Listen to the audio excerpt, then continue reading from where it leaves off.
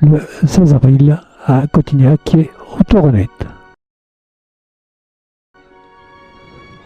Nous arrivons à Cotignac sur le cours Gambetta, très belle artère de la ville, artère centrale, principale, toute la vie du village. Quelques petits rayons furtifs de soleil, mais plutôt un temps gris. Enfin, nous sommes venus sous des déluges de pluie, alors nous sommes tout contents de trouver ce soleil intermittent. Nous sommes autour de la fontaine, nous écoutons les explications de la guide. C'est une très belle fontaine que l'on peut voir en premier plan et qui sert de rafraîchissement aux boissons. Véronique nous explique ça tout gentiment en prenant quelques photos.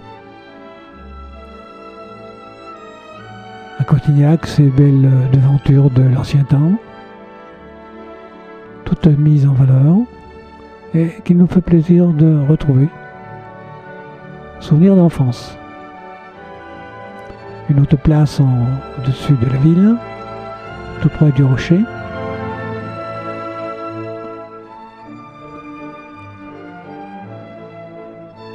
Je pense que c'est l'hôtel de ville.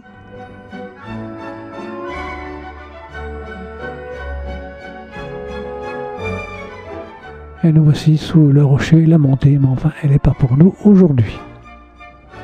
Et le rocher de Cotignac, qui surplombe de 80 mètres le village. Nous passons à table après maintes et maintes péripéties. Voilà, on retrouve toujours les mêmes personnes. L'immuable Luciano. Tiens, André Monin. Et l'après-midi, c'est la visite de l'abbaye du Tournai. Une des 3 grandes abbayes provençales. Voici la maquette. Et on commence son tour, clopin-clopin. Les bâtiments d'hébergement et la façade austère de cette église cistercienne.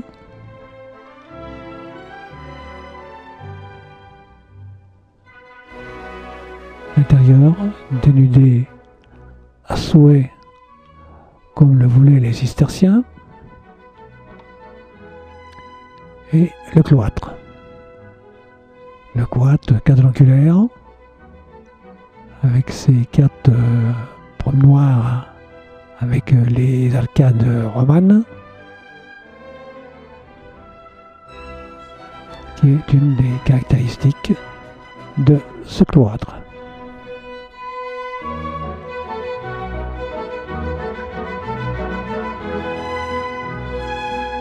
Voilà une allée descendante. Et la cour du cloître, qui est un peu de verdure. On voit ces architectures massives. Les murs font 1,80 m de large. Alors, vous voyez les piliers. Une vue de l'intérieur.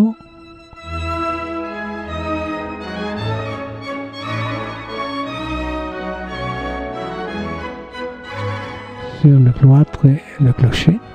Alors on voit toute la puissance de cette architecture à 1,80 m de large représentée. Avec un peu plus de finesse pour celle-ci. On fait le tour du cloître et de l'église sur l'autre face. Quelques vues.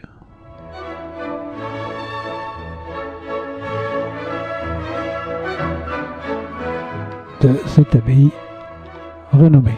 La vue du chevet, quelconque d'ailleurs, cistercien à l'extrême.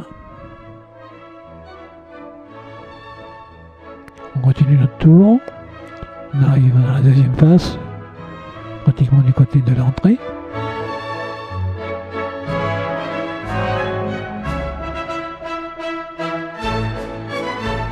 Le clocher roman,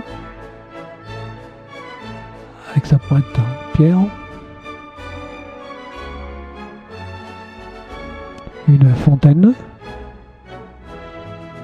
face à l'entrée principale quelques lilas qui sont en fleurs, et toujours cette façade austère, impressionnante. Voilà, nous quittons le Tautonnet.